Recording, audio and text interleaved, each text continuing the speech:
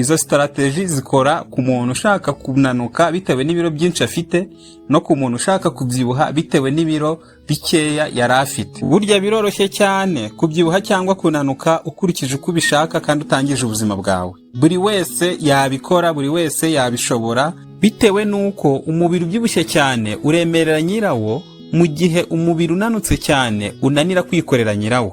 Abahanga mu by'imirire bavuze ko kunanuka atari ukureka kurya gusa. Uyu nzungu bino turi kuvugaho nawe yabivuzeho kenshi cyane, aho yagiye agaragaza ko gukora siporo atari ikintu cyakugabanyiriza ibiro. Hari imbuto n'imboga wahuza kandi usanzwe unakoresha zikagufasha kubona ibisubizo mu gihe gitoya cyane. Byibura umuntu ubyibushye cyane adakwiriye kurenza ibiro hagati ya 80 na 85. Iyo wabirengeje rero uba wamaze kwinanirwa, ukajya wumva wahora wicaye ahantu hamwe, ukajya wumva warya ibintu biryohere cyangwa urya buri kanya, hamwe n'ibindi byinshi bitari byiza. Hari umusore mugenzi wanjye aracyari mutoya, nta nubwo aragira mu myaka 30, ariko afite ibiro 150 kandi ntago yabihoranye. Ahora afite nk'agakombe k'icyayi ari kunywa. Ibyo ubwabyo nabyo ni ikibazo, kuko agerageza nyine kwiyiriza, nabyo buriya si na byiza, kubera ko kwiyiriza bigira umurongo bigenderamo. Ayagira inzara ku buryo n'isafuriya y'ibiryo ayifata akayirya akaba yayimara. Nshimira n'uyu mushuti wanjye, hari regime namuhaye, agerageza kuyikoresha. Ubu ngubu amaze kugabanukaho ibiro birenga 15. Ariko urumva ko nubwo izo siporo yazikoraga nta kintu byigeze bimufasha, ahubwo aho kugira ngo agabanuke yarushagaho kongera kwiyongera. Bitewe n'iki? Bitewe n'uko yabikoraga uko bidakwiriye gukorwa. Umuntu wese ushaka kugabanya ibiro, ikintu cya mbere agomba kwirinda ni ukurya nanywa. Oya, ibyo ngibyo byibagirwe.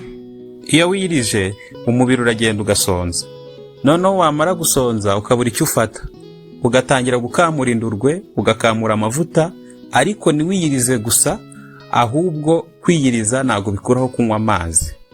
Urafata iminsi 2 mu cyumweru, mu gitondo ujye ufata izi mbuto.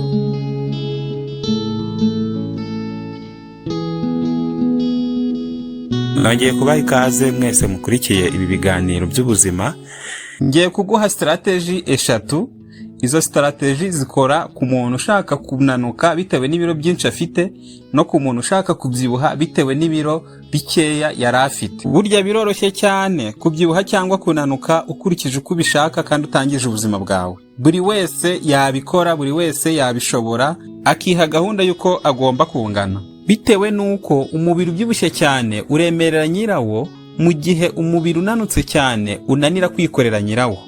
Ndahera kubyibushye cyane ushaka kugabanya ibiro akajya ku rugero rwiza, nyuma njye kunanutse cyane ushaka kubyibuha kandi nawe ku rugero rushimishije.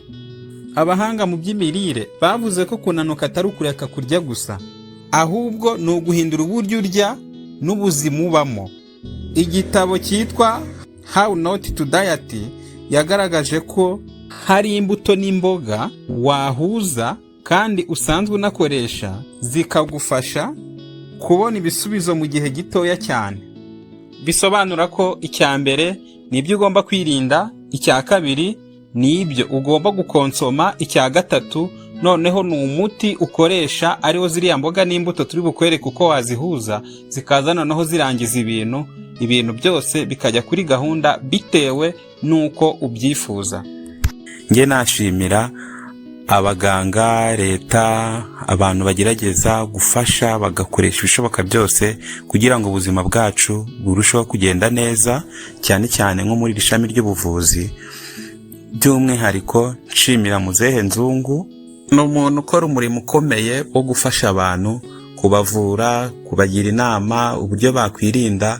Ibiganiro bye biba biri hose ku mbuga nkoranyambaga. Ugiye kuri YouTube n'ahandi hatandukanye ukandikamo Nzungu Gadi, ibyo biganiro urabibona. Ni inzobere, yanditse ibitabo bigiye bitandukanye, yanahawe n'igihembo nk'umuntu wakoze umurimo ukomeye wo kwandika ibitabo bifasha abantu haba mu kwivura no kwirinda indwara. Si n'ibyo gusa, abifatikanya no kubwiriza ubutumwa bwiza ndetse n'abandi bagenzi be bakorana. Si n'ibyo gusa, abifatikanya no kubwiriza ubutumwa bwiza ndetse n'abandi bagenzi be bakorana. Ibi bikagaragaza umutima wo gufasha no kubaka ubuzima bwiza bw'abaturage. Ndabifuriza gukomeza kwagura ibikorwa byabo no gukomeza kuba umugisha ku bantu benshi. Uyu nzungu bino turi kuvugaho bijyanye no kunanuka cyangwa se kugabanya ibiro, nawe yabivuzeho kenshi cyane, aho yagiye agaragaza ko gukora siporo atari ikintu cyakugabanyiriza ibiro nk'uko abantu benshi nyine bajya babyibeshyaho. Oya, yagaragaje ko gukora siporo ikintu bikumariye, bikomeza amagufa, bikarambura imitsi, bikanayizibura, bigasohora ibyuya, bikagabanya n'isukari mu mubiri. Noneho anagaragaza n'ibintu ahubwo wakwifashisha kugira ngo ibiro byawe bigabanuke bitewe n'uko ubishaka. Hakaba undi rero nawe bita Dashimu, abenshi baramuzi, nawe aba kuri YouTube, ntakorera nawe ibiganiro bifasha abantu, agatanga inama zigiye zitandukanye, cyane cyane aho akunda kugaruka kuvuga abantu b'indashyikirwa n'ibyo umuntu yabigiraho. Niwe ukunda kuvuga ko igihe cyose umuntu abyibushye aremerera ubuzima bwe, noneho yaba ananutse ntashobore kwikorera ubuzima bwe. Amwe n'abandi bose nk'inzobere, abanditsi b'ibitabo, abadokiteri, abashakashatsi n'abandi bagiye bagaragaza uburyo ki noneho umuntu ashobora kuba yagabanya ibiro cyangwa se akabyongera akabishyira ku rugero rwiza, cyane ko ubundi byibura umuntu ubyibushye cyane adakwiriye kurenza ibiro hagati ya 80 na 85. Iyo wabirengeje rero uba wamaze kwinanirwa. Uzarebe nk'imodoka yikoreye ibiro birenze ubushobozi bwayo, ukuntu ibimeze, ukuntu ibigenda. Noneho iramutse igize gutya ikadeviya gatoya nk'umuhanda, ibintu biba ari ibibazo bikomeye cyane. Buriya no gupfa kwayo cyangwa se kwangirika cyangwa igihe izamara nabyo biragabanuka cyane. Niyo mpamvu nk'uko n'imodoka bashyiraho ibiro itagomba kurenza hakurikijwe ibyo yagenewe kugira ngo ibungabungwe, ni nako n'ubuzima bw'umuntu ukwiriye kubungabungwa, nutume ibiro byawe birusha ubushobozi imibereho yawe. Kubera kuko bibaye byinshi cyane bikagutsikamira, bikakubangamira, nibyo bigenda bikagukururira indwara, bikagukururira ubunebwe, kutiyumva neza, ukajya wumva wahora wicaye ahantu hamwe, ukajya wumva warya ibintu biryohereye cyangwa urya buri kanya, hamwe n'ibindi byinshi bitari byiza. Ahubwo icyiza ni uko wowe ugomba kuyoboka izi nzira igihe cyose umubyibuho ufite utawukuye kubukomokaho, kubera ko hari ubwoko cyangwa se hari abantu umubyibuho baba bafite baba barawukomoye aho baturuka, ibyo bita ihererekanyamurage. Ariko igihe bitari ihererekanyamurage, ibi bintu ushobora kuba wabikora ukamererwa neza, kandi nawe wabikuye ku miryango yawe. Hari n'uburyo ki nawe wakwitwara ukifata, wanawugira, ariko byibura ukagerageza kwirinda, ukitwararika, bigatuma nabwo urushaho kumererwa neza. Hari umusore mugenzi wanjye, aracyari mutoya, nta nubwo aragira mu myaka 30, ariko afite ibiro 150 kandi ntago yabihoranye. Ajya ambwira ko nyine ngo atagikunda kurya, ari kugerageza kubigabanya kugira ngo arebe ko yasubira inyuma ku biro akabigabanya. Gusa igitangaje, ahora afite nk'agakombe k'icyayi ari kunywa. Ibyo ubwabyo nabyo ni ikibazo. Igihe rero avuze ngo agiye kurya, kuko agerageza nyine kwiyiriza, nabyo buriya si na byiza, kubera ko kwiyiriza bigira umurongo bigenderamo. Noneho rero iyo avuze ngo agiye kurya, ayagira inzara ku buryo n'isafuriya y'ibiryo ayifata akayirya akaba yayimara, akabura n'imbaraga zo kujya kubishyira ku isahani, ahubwo akayiterura akayishyira nko ku meza akabirira mu isafuriya. Ibyo ngibyo rero bimeze nk'aba bantu bakunda kujya muri siporo bibwira ko bazananuka, ahubwo iyo ugiye muri siporo nibwo noneho inzara yikuba. Niba waryaga isahani imwe y'ibiryo, none ahubwo ukaza uri kurya n'igisorori. Niyo mpamvu bisaba ko hari uburyo ki ugomba kubitwara, bikagufasha, bikakurinda, noneho wanamanuka ugabanya ibiro, ukamanuka neza, apana guhita umanuka ukagenda noneho ahubwo ukarenga n'ahadakenewe, ugasanga ahubwo ugiye muri risike yo gushaka noneho uburyo kizongera kubyibuha. Nshimira n'uyu mushuti wanjye, hari regime namuhaye, agerageza kuyikoresha neza, ubu ngubu amaze kugabanukaho ibiro birenga 15. urumva ko rero ari mu murongo mwiza. Kandi wowe uduteze amatwi wumve ko akora siporo kuva ku wa mbere kugera ku wa mbere, noneho n'akazi akora n'ubundi atakoze siporo ntabwo byakunda, kubera ko akora akazi kajyanye n'umutekano w'igihugu.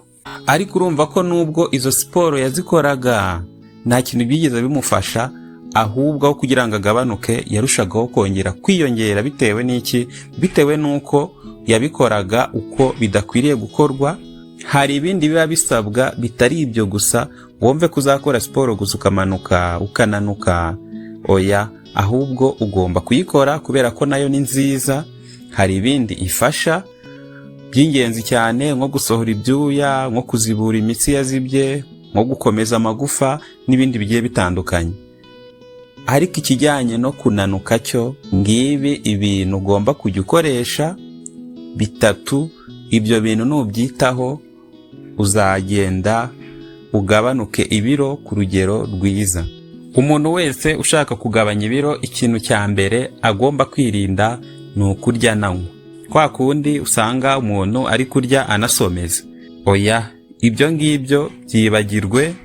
Haba kuvuga ngo uranywa ngo mbere, haba kuvuga ngo uranywa nyuma, haba kubivanga, ibyo ngibyo ubu birambitse hasi. Niba ugiye kurya, ugiye kurya urya ibiryo byonyine.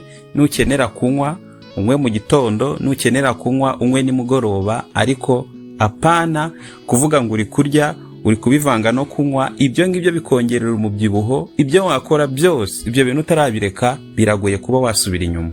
Ibi bintu byo kuvanga ibyo kurya no kunywa ntabwo bireba gusa abantu bashaka kunanuka byonyine, ahubwo ni n'ikintu kitari cyiza ku buzima bwiza bwa muntu, kuko bitera indwara, harimo indwara y'igifu n'izindi zigiye zitandukanye. Umwanditsi umwe yaravuze ngo igihe uri kurya warangiza ukanywa n'amazi cyangwa se ukavangamo ibintu byo kunywa, yavuze ko buriya igifu ngo gifite ubushobozi cyagukubita inkoni zirenga 30, ngo kubera ikintu kibi uba ugikoreye mu gihe kiri gukora umurimo gishinzwe gukora. Ibyo rero bisobanura ko iyi ngeso yo kuvanga ibyo kurya no kunywa ubwayo atari nziza. Wagerageza uko ushoboye kose, niba waranabimenyereye, ariko ukareba uburyo ki wahangana no kubireka, ukajya urya mu gihe cyo kurya, ukanywa mu gihe cyo kunywa, ariko apana kuba wabivanga. Icya kabiri cyagufasha kugabanya ibiro ni ukwiriza ubusa rimwe mu cyumweru. Uyu ni umuti ukomeye cyane. Gusa kwiza ubusa inshuro nyinshi byo ni bibi, ariko gufata umunsi umwe mu cyumweru ukiriza ubusa, ikintu biba bikumariye ni iki? Iyo wirije, umubiri uragenda ugasonza, noneho wamara gusonza ukabura icyo ufata, ugatangira gukamura indurwe, ugakamura amavuta. Ariko ntiwiyirize gusa, ahubwo kwiyiriza ntabwo bikuraho kunywa amazi. Ya mazi rero wanyweye kandi wiyirije, iyo ikintu agenda agakora, akora umurimo ukomeye cyane wo kugenda akamanura indurwe, akamanura urugimbu, ukabyihagarika, byose bikagenda. Yaba urugimbu ruri mu nda, urugimbu ruri mu mukondo, urugimbu ruri mu bizigira mu mubiri hafi ya wose, ayo mazi wanyoye aragenda akarwoza, akarukubura. Noneho uko wihagarika niko ugenda wihagarika ya myanda yose, ugasigara umubiri wawe umeze neza. Gatatu ni regime, noneho uzajya ukoresha ikagenda igakumira ibiro byawe, ukagenda bikamanuka neza ku murongo kandi ukamererwa neza. Urafata iminsi 2 mu cyumweru. Mu gitondo ujye ufata izi mbuto: pome, inanasi na watermelon. Aba ari byo wirirwa umunsi wose.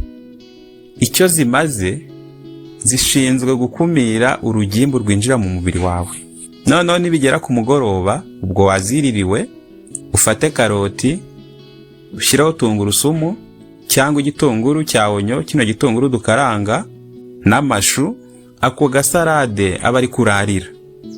Ubikore 2 mu cyumweru, urangize ukwezi. Uko waba ungana kose, ibiro byawe bizagenda bimanuka neza gahoro gahoro ku rugero rwiza kugera aho wifuza ko ugera. Ibi byose tubonye ni byiza, biragenda bigatuma umuntu amererwa neza, agasubira ku murongo nk'uko abyifuza. Kandi si ibingibi byo gushaka kugabanya ibiro gusa biba bifite icyo bimariye byonyine, ahubwo ni n'ibintu no mu buzima busanzwe biba bikenewe, kandi bigira n'ibindi bintu byinshi bigenda bimarira umubiri w'umuntu. Dusubire ku gice cya kabiri, aho turi burebere hamwe uko noneho umuntu unanutse cyane yakongera ibiro nawe akagera ku rugero yifuza kugeraho. Amahoro y'Imana akomeze kubana namwe. Bye.